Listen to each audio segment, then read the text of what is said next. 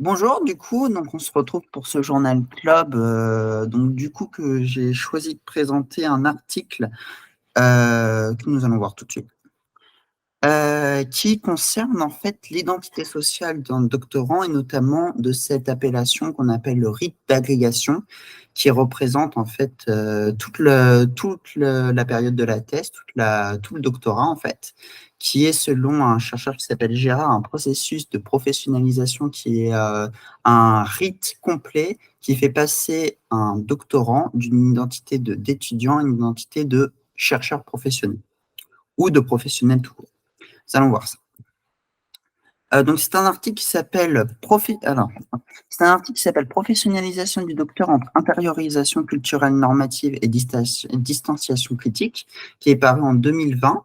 Il a été écrit par Stéphanie Dumas-Ressier, qui est maître de conférence en sciences de l'éducation et de la formation à l'Université de Lyon 2 et membre du laboratoire de l'ECP. Il s'agit d'un article théorique qui passe en revue passe en revue la littérature sur l'identité sociale d'un doctorant suite à l'arrêté de ce les études qui ont fait suite à l'arrêté du 25 mai 2016, qui a déclaré que désormais le doctorat était une formation et une expérience professionnelle. Et par conséquent, le doctorant se retrouve entre deux identités, celle de doctorant et celle de chercheur ou celle de professionnel. Parce que d'après l'arrêté de 2016, le doctorant, on va le voir, mais et c'est un rite dans le but de devenir plus professionnel et enfin voilà, professionnel. Du coup, pour résumer un peu donc l'identité sociale d'un doctorant, le but du rite d'agrégation et donc qui est toute la période du doctorat, c'est de faire passer un étudiant à une identité de professionnel. Donc pour Gérard en 2014, ce rite d'agrégation en fait se passe en deux phases. Donc il y a une phase de construction d'une identité sociale et une phase de distanciation cognitive. Donc, dans la première phase, la phase de construction d'identité sociale, ça va partir du principe de Goffman sur l'identité sociale qui dit que l'identité sociale émerge de l'interaction, du face-à-face et du rôle que jouent les individus dans un contexte donné à un moment donné. Donc, en fait, pour cette première phase, le doctorant va en réalité adapter ses actions, adapter son comportement en fonction des réactions de ses interlocuteurs. C'est-à-dire qu'il va, en fait, il va adapter son comportement, il va faire ses actions, toutes ses activités de recherche en fonction de comment les gens perçoivent ses activités. Donc, il va adapter son comportement en fonction de l'individu qu'il a en face de lui et en fonction des retours qu'il peut avoir. Donc, il pourra du coup, à partir des retours qu'il peut avoir, s'auto-évaluer et savoir si il est sur la bonne, il est dans la bonne direction pour devenir docteur ou si il a quelque chose à modifier. Il va aussi s'adapter aux normes et aux normes en fonction. Il s'adapte aussi en fonction des normes. Et donc, c'est donc par exemple, il s'agit quand en fait, le doctorant va surtout faire ce que lui demande son directeur de thèse et ou tout autre chercheur expérimenté. Et il va essayer de rentrer dans les cases, de tout bien faire comme il faut. Et une fois que cette phase est terminée, une fois que le doctorant maîtrise bien euh, toutes les, toutes les convenances du milieu, il va y avoir cette étape de distanciation cognitive. Donc, l'étape de distanciation cognitive, ça va être une étape où le doctorant va se détacher se détacher un petit peu en fait du groupe majoritaire et des normes pour se créer sa propre identité à partir de tout ce qu'il a pu apprendre jusqu'ici. C'est processus qu'on appelle le processus de professionnalisation. Et donc, on passe d'un état dit un état de métier à un état de profession. C'est-à-dire que jusqu'ici, le doctorant pensait ses actions en fonction des normes qu'on lui impose. À partir de maintenant, il va commencer à penser ses actions dans sa dimension subjective en fonction des opportunités qui s'offrent à lui. C'est-à-dire qu'à partir de ce processus de professionnalisation, le doctorant va essayer de se projeter dans l'avenir et va penser son action et réaliser ses actions en fonction de son but, de la façon dont il se voit comme professionnel, dans la façon dont il se voit dans l'avenir. Il va essayer du coup, et donc du coup, il va évoluer en fonction des opportunités qui s'offrent à lui. À partir de là, il y a Witorsky qui identifie 3 types de professionnalisation. Donc, il y a un type de professionnalisation, le doctorant qui consiste où au fait le doctorant va se constituer un peu un groupe social grandement inspiré du groupe classique, mais en y apportant un peu sa touche personnelle pour se démarquer un peu du lot et être autonome. Il y a un deuxième type de professionnalisation où, cette fois, le doctorant va avoir un engagement plus important dans le groupe de référence, donc dans l'organisation, et va tenter d'accompagner la flexibilité du travail pour, au final, pouvoir apporter ces changements à tout le monde. Et il y a un troisième type de professionnalisation qui se base sur la légitimation par formation. Le doctorant va faire plein de formations de différents types pour pouvoir légitimer ses compétences en fonction des formations. Donc les noms, oui, et donc du coup, on a la professionnalisation, enfin chaque professionnalisation a un nom. Je sais pas pourquoi c'est pas apparu en même temps, mais c'est pas grave. Donc du coup, qu'est-ce qui va déclencher ce processus de professionnalisation? En fait, c'est 3 étapes qui vont déclencher le processus de professionnalisation. Au tout début de sa thèse, le doctorant il va être dans une étape, on va dire, d'innocence ou d'idéalisation du métier futur, où c'est le moment où le doctorant va penser que, au tout début, que la recherche, le métier de la recherche est le métier parfait où tout est beau, tout est bon, il y a aucun problème, aucune défaillance, tout est limpide, tout se passe bien. Et au bout d'un moment, il va finir par se rendre compte qu'il y a un décalage entre l'idéal de la recherche et le réel. Comme par exemple les pertes de temps, tout le temps que le doctorant va perdre dans sa thèse à réaliser des étapes administratives ou des freins qui s'imposent à lui qu'il n'avait pas prévus.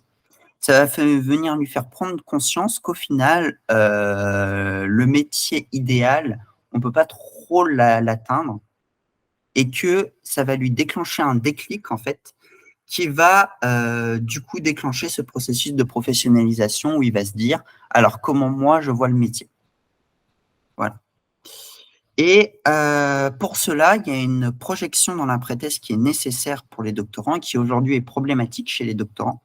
C'est-à-dire que les doctorants ont du mal à se décentrer de leur sujet de thèse et ce qui est en fait nécessaire pour la projection dans l'après-thèse, parce que la plupart d'entre eux ne sont... Enfin, et tous les doctorants ne vont pas être destinés à aller dans la recherche académique.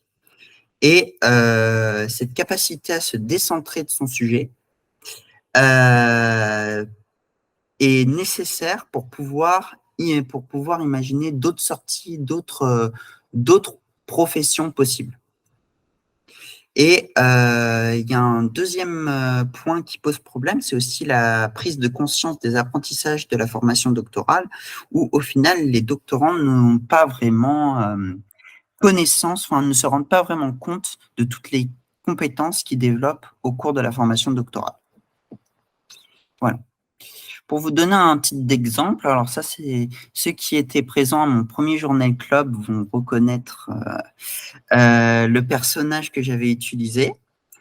et je l'ai utilisé pour un exemple pour son rite d'agrégation. Donc, au tout début, il commence sa thèse, il va adapter, donc du coup, au début, il idéalise le métier, et donc il va tout faire pour s'adapter aux autres, il va s'adapter aux normes du métier pour être, on va dire, le chercheur parfait. Puis il va se rendre compte de la réalité, donc ça va lui déclencher son déclic, où à partir de là, il va commencer à développer sa propre identité, et c'est cette identité qu'il va viser et qu'il va essayer d'obtenir à partir des opportunités qui s'offrent à lui. Voilà. Voilà. Et maintenant, j'avais prévu une deuxième étape si on a le temps, et j'espère qu'on a le temps. Oui, on a le temps. Pour parler un peu, enfin, un petit débat critique de l'article, qui, moi, j'ai trouvé très intéressant, qui soulève beaucoup de questions, notamment sur la création de l'identité sociale. Je trouve que l'article se base, en fait, surtout sur le passage d'une identité à l'autre, et que ça peut être intéressant aussi d'étudier comment ça fonctionne en fait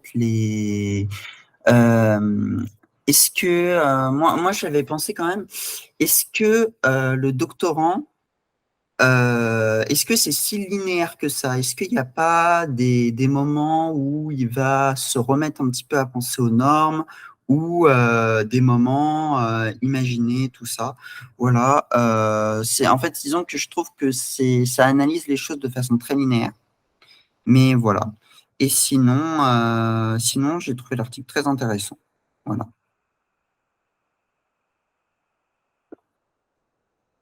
Je vois pas qui lève la main, par contre. C'est moi, c'est Alex. Ah, Merci Nico pour la présentation. Du coup, j'ai deux questions que je voulais voir. La première, c'est du coup, l'article est, on va dire, théorique. Si j'ai bien compris, donc la chercheuse se base sur des modèles ou des théories. Mais je me demandais justement, ouais, sur ce processus de professionnalisation dont elle parle, enfin, sur quoi elle s'appuie pour justement postuler ce côté linéaire de ça commence par on va suivre les normes, puis il y aura un déclic, puis une formation d'identité. Est-ce qu'elle a des données? Est-ce qu'elle s'appuie sur d'autres travaux pour ça? oui, sur les travaux, elle s'appuie sur plusieurs travaux dont j'ai mis en fait les chercheurs entre parenthèses à chaque fois. En fait, notamment sur toutes les théories en fonction de l'identité sociale, de comment se forme l'identité sociale, sont les théories classiques qu'on peut trouver.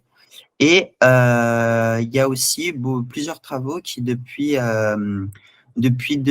l'arrêté de 2016, ont été portés pour justement étudier, enfin, depuis l'arrêt, et même avant l'arrêté de 2016, parce que ce processus de professionnalisation, il est plus flagrant depuis l'arrêté, mais il était déjà étudié avant. Et, euh, et donc, du coup, elle se base, oui, sur plusieurs recherches qui ont été menées. Ok.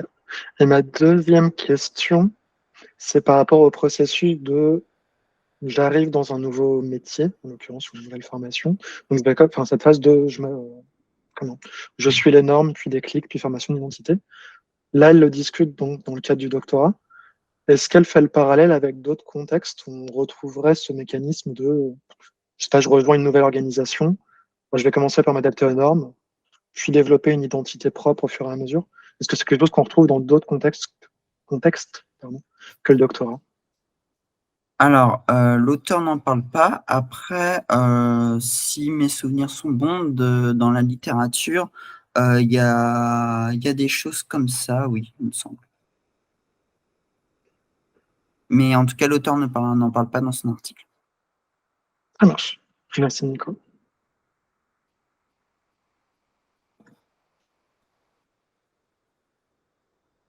La personne qui a levé la main.